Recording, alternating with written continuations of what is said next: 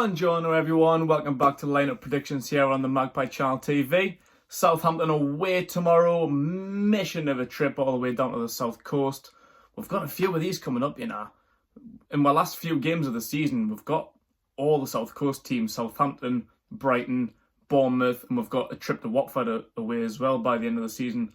So a lot of miles. Shout out to everyone going down tomorrow. Unfortunately, we won't be there, we can't make it. But well, there will be some videos to be made. Geordie Box returns tomorrow, as well as the usual match review and player ratings, so look out for them. Southampton tomorrow, 13th v 14th, another game against a team in and around us in the league. Only 2 points between where Southampton are, 2 points better off, one place higher. We did beat them at St James's back in, was December, I think, early December. After being 1-0 down, we did pull it back around. Shelby and Fernandez with a late goal to pull it back. I've been in very inconsistent form lately. We did have Dan from Saints View YouTube channel on our channel yesterday. That was put out there, so go watch that if you haven't seen it. Southampton fans' point of view. He said they've been in consistent form. He summed it up perfectly, exactly what I was thinking as an outsider, to be honest. Earlier on in the season, I thought they would have went down. I think I may have predicted it earlier in the season, or they would have been down there about 16th, 17th, just pinching on survival. And earlier on this season, it looked like that was the crack. Like, I did think they were probably going to be one of the ones going down. But in December, they pulled back some great form. The winter period, they really pulled themselves out of the shit and they flew ahead of us. But now that the form hasn't been great over the last couple of months. They've only got 1 win in 5, which has pulled them back down to, I was going to say our level, but that makes us sound shitter than we really need credit for. Brucey's press conference this morning didn't really have a lot to say, just pretty much touching on the West Brom game. The formation, he says he's happy with. There's more attacking instinct, only having the 4 at the back. That means there's a player further forward. Happy with Miggy Almiron's position as a number 10, which we've been crying out for the past fucking year. So well done, Brucey, for finally realising that one, that you're going to get the best out of Miggy in his number 10 natural position. No bother. On the injury front, we're all right. Saint-Maximin had a bit of a niggle, but he's all right. Javier Manquillo as well. He was sore yesterday, but they're going to try and see how he is today and should pull through. He should be all right. The only other absentees are obviously Dummett and Clark, who are out for the rest of the season. Andy Carroll as well, as usual, no bother. And Emil Kraft, who's been back in training this week, not too far away, but he won't make it tomorrow, unfortunately. But other than that, pretty much a full squad. Lazaro's back from his suspension. He only had that one game due to a professional red card. I always thought a straight red card was 3 games, to be honest, but a professional red, whatever that means, professional red card, professional foul, sorry. A professional foul only warrants the 1 game, which he served last week when we played Burnley. So Lazaro's back and everyone else is fit, healthy and raring to go. So going to jump straight into my lineup there, and I'm going to stick with the same formation that Brucey says he's happy with. The 4-2-3-1 formation. And Dubravka back, obviously. Caldalo played great the other day. Can't really fault Caldalo, but in the Premier League, when we're playing the big boys, when shit's really at stake, Dubravka's the main man, gotta be. On the right, Manquillo, if he's fit, like we say, I'm just going to wait and see how he pulls through today. Kraft coming back would be great as well to provide that little bit extra cover. Yedlin on the bench. Sorry. I'm looking forward to Kraft coming back. Like, I know not a lot of people's been his biggest fan this season, but I've seen glimpses of him, and I think playing as a wing back isn't his position. I think he's used to playing right back. He starts regularly there for his national team for Sweden, and he's a decent player. I think when we've seen him best this season, a couple of times, I think it was maybe Rochdale, maybe his home and away against Rochdale, it might have been. He played in centre-back on the right-hand side of the centre-back trio. And I think that's where he was better. I think he's better defensively than going forward. So this new 4-at-the-back formation, if Kraft can come in as a right-back, I think he'd be great.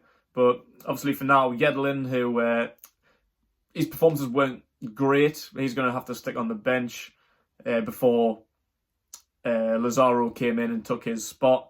then his suspension, Manquillo come back, so it's just been a merry-go-round of right-backs this season. But now, yeah, Manquillo being the only one fitting in form. I've been impressed with Manquillo's form. He's got to start again for me, and Yedlin on the bench. Centre-back, Shaw. Buzzing to see Shaw back the other day. He should be playing more regularly. I know he hasn't really been fit and healthy a lot this season. He's had quite a few injuries, but he's definitely our best centre-back on his day. The other day against West Brom, he was outstanding. Really, really happy with his performance. Going forward, the balls, man. What a skulls he balls from the back, even on his weak foot. He's playing on the left-hand side of the centre-backs the other day. I'm not really sure why. I would have expected him on the right, but it doesn't really matter. When you're that both-footed, I didn't realise how both-footed he was until the other day. Playing proper 60-yard Hollywood balls on his weak foot. Pinpoint. Unbelievable. So he's got to come back in there alongside Captain Lascelles. I think Lascelles has improved for me in this 4 at the back formation. I think that's where he's more comfortable. I think having players either side of him in a 5 at the back, he gets, maybe he's lost a little bit. I don't know if he maybe relies on the others to kind of clean up for him. I don't know, but I'm sure it was 4 at the back in the 17-18 season before the World Cup when we were all crying out for him to go to the World Cup. That was his best season for us. Since then, pretty much since we started playing 5 at the back, he's been very inconsistent. Like, a lot of the times, I'm not overly impressed with Lascelles' performances, but his leadership is the only thing that's really been keeping him in the team. He's a fantastic leader, fantastic captain. But now that he's playing back 4 at the back, I think his performances have been improving, and we could push on a lot further this season and start seeing the best out of him, start seeing that 2018 season Lascelles back again. On the left, Danny Rose, who's another one who's been excelling in this 4 at the back formation as well as Manquillo. Everyone's really playing better. I'm so impressed by pretty much everyone in only 2 games, the Burnley, the West Brom game. And neither one of them were perfect by any stretch of the imagination, but I have been seeing improvements in a lot of players. We are getting the best out of them because they're playing in their better positions. Danny Rose, for example, not a wing back. He hasn't played a lot of minutes this season until coming to us for Tottenham. He was totally frozen out. But as a left back, he's been one of the best in the Premier League for years and years. England regular, loads and loads of assists, Champions League finals and stuff, man. Against West Brom, that was his best game to date for us. So I was over the moon with Danny Rose, so he's got to stay in there. Hopefully he can stay fit. And as cover for left back for Danny Rose, we'll have Matt Ritchie on the bench, who can also provide cover further forward and be used as a midfielder if he needs to be. Into midfield, another one who I was impressed with the other day, and I'm going to have to pull back on what I said the other day. I'm going to put Bentaleb in. I said last week in the Burnley preview, if Bentaleb starts and Hayden's on the bench again, I'm going to get fucking ballistic. Because Bentaleb's performances in about the 3 or 4 games prior to that were canny shit. And Hayden being one of our best, most consistent players this season, being frozen out, it was an absolute piss take. So I'm happy Brucey seen the light last Saturday, changed it around, started Hayden, Bentaleb on the bench. But Hayden didn't really take his chance. He was, I don't know if his confidence has been knocked or whatever, but it wasn't one of Hayden's best games for me last week. And on Tuesday, Bentaleb's best performance for us by a mile. He was fucking outstanding on Tuesday night, Bentaleb, for me. That's the only change from the Burnley game, and I would stick with Hayden's partner that he had, which was John Joe Shelvey. I think this is the first time we would see them together, Bentaleb and Shelvey as a midfield pair. I would like to say that. I think they could work quite well together. Obviously, with Hayden on the bench, Sean Longstaff as well, whose performances have been very hit and miss this season.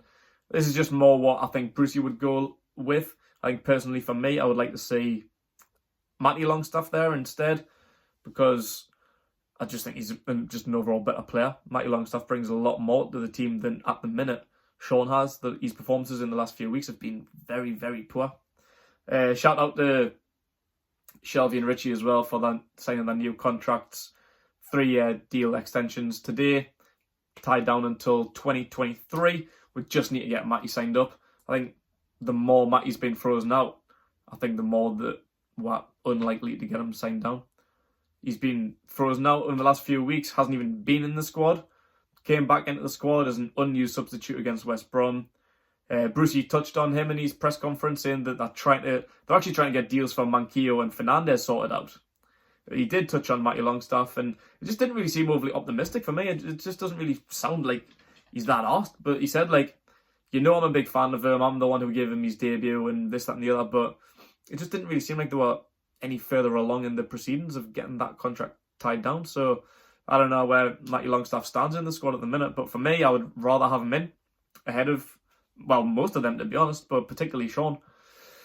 But not my decision. So that's for me.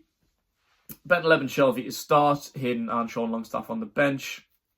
Into the front line then, on the right, saint-maximin, who I'll just say, by the way, I was probably wrong in my player ratings against West Brom. I gave him a 6, which looking at it, probably was a little bit harsh, to be honest. I'll revert that and give him a 7, and here's why. We did do player ratings straight after, well, as soon as we could after the game. We hadn't seen any highlights. We were behind our goal for the first half, so when they were pushing on down the other end, it was quite hard to see, to be honest. I did miss a little bit of the genius that he did. Once I seen the replay, seen the assist that he made, particularly for the first goal, involved in the second one, obviously the shot he had off the bar, he had a very, very good game. So I don't know if it was an 8. I probably wouldn't go as far as an 8 because the points that I did made were still valid. I think he was quite missing in the first 20 minutes and particularly later on, just before he got substituted. So his impact wasn't felt throughout the game, but during that period, particularly between like 20-25 minutes up until half-time, he was outstanding. So I'll bump that from a 6 to a 7. Not quite an 8 yet, though. And of course, in the number 10 role, the main man of the hour, Miguel Almiron. Definitely seeing the best out of him there, where he should have been playing for the last year and a half. It's been outstanding. And on the left, Joelinton, another one who I've seen the best out of. To be fair, he was started at number 9 against West Brom, and I think that was the best game we've seen him play as a number 9. I thought he was fucking fantastic everywhere on the pitch. Really, really putting effort in. That's why Joelinton's had so much criticism this season. Like, yeah, he's been played as a number 9 and he hasn't been scoring goals, but other than that, for me, he hasn't really been trying which one was it? It was Rochdale away. That was his worst performance. He just looked so lazy. That was one in about November as well. I think it was either Wolves at home or Brighton, one of the home games. I can't remember. But he just didn't chase anything. But on Tuesday, he was chasing absolutely everything. Great skill on the ball, getting shots away. He's back heel. He's assist for Almiron. He was outstanding. And a lot of the times he did drift out onto the left, particularly later on. He was deployed as on the left-hand side again, where he's outstanding. When he gets back, he's really strong. When he gets back up that wing, he's incredible. Like, that's where we need to see him. We're seeing so many players playing so much better in this formation, actually where they should be. Manquillo, Lascelles, Rose, Almiron, saint-maximin, Joelinton, Lazaro when he gets further forward, who I'll put on the bench. Like I said before, he is available. I'll have him on the last spot on the bench, which will leave out a striker again, but we haven't really got anyone else to put there. I'll address Muto quickly. I've seen there was a couple of comments like over the last few weeks, like when people say like, "Oh, where's Muto? When's Muto going to get a chance?" And I've been a bit critical of him, and people are like, "Oh, he hasn't really been given a chance." For me, I think he has. Like, he's been here for a year and a half, and we haven't seen a lot of him, granted, particularly in the league. But when we have seen him, he just really hasn't impressed. He's done absolutely naught for me. When he's played in like Carabao Cup games and in pre-season, particularly, he's all right. He does get a few goals every now and then. He shows glimpses, but in the few times he has been given a chance in the league, he really hasn't impressed. Like, for me, he's down in the pecking order behind Joelinton and Gale, Carroll when he's fit. And personally, I'd probably rather see Tom Allen or Elias Sorensen there ahead of him, to be honest. But I know some people might think that's harsh, but nah, I'm not convinced by him. Like, maybe he might get a chance one day and he can prove us wrong. Hopefully he does, but not for me. Like, up top though, I will go with Dwight Gale. It was a bit frustrating against his old team, West Brom, particularly when he was like through or 2-on-1. Gale had the ball. He should have played it so much earlier at Shelvey, but he dillied and dallied and waited far too long. And by the time he made his mind up, which was the wrong choice.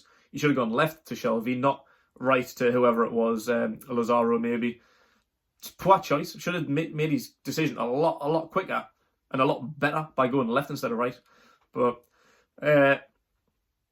Gale can do it. He has scored Premier League goals in the past. Like in the Championship, he can score 20 in any bother. In the Premier League, he has struggled a bit. I thought the other day against Burnley, he was all right. He didn't set the world alight, but it was his first start in the Premier League at home for, I think it was over 2 years. It's been 2 seasons since he started a home game in the league. So I give him time like we have done with many others. Almiron, had patience with for a year. Joelinton's taken almost a full season, and now we're finally starting to see the best out of him. So give Gale a bit of time. I think he will do better, especially with that 3 behind him. Saint-Maximin, Almiron and Joelinton. Last week we had Richie, who isn't as quick. But yeah, I think that team's a good team, more than good enough to go down to Southampton, which will be tricky. Let's say, like, they have got potential to cause an upset. We did beat them at home. Their form's very inconsistent at the minute. So I think it'll be a very, very tough game. It'll be close either way. Probably say 2-1 either way. Hopefully we can go down there and get the 3 points, obviously. But it'll not be easy. It'll be a tough game. We'll have to slug this one out, grind out a result, and hopefully come back to Newcastle with the 3 points. Be safe, everyone, going down there tomorrow. Obviously, those that were meant to be flying, which we did look into, we were going to try and fly down to this game. Flybe's gone bust, so a lot of flights have been cancelled. Ironically, a former shirt sponsor of Southampton. So safe travels, everyone. Take care of yourself. Enjoy the game. Let me know what you think. What lineup would you go for? Would you change the formation? Anyone in there that should change? The ones I've missed out, I forgot to mention. Obviously, we've got a fully fit squad now. Like the most options we've had in a long time. So players are missing out. And for me, who I've got missing out there is Federico Fernandez, who I do actually expect to see in there at some point, but it just depends where. He was rested the other day against West Brom, which was probably a good decision. He's played a lot of games lately.